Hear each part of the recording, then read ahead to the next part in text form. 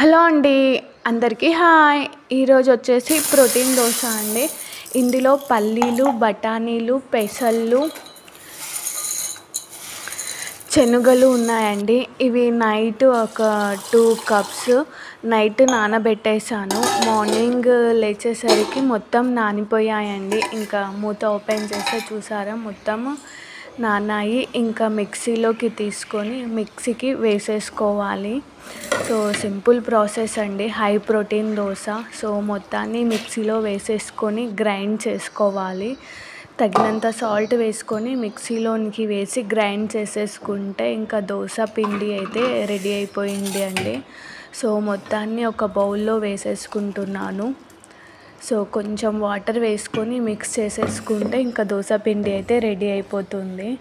So పెంచి పెట్టేసుకొని మొత్తం దోశనైతే వేస్తున్నానండి. పిల్లలకైతే చాలా హెల్దీ దోశ అండి.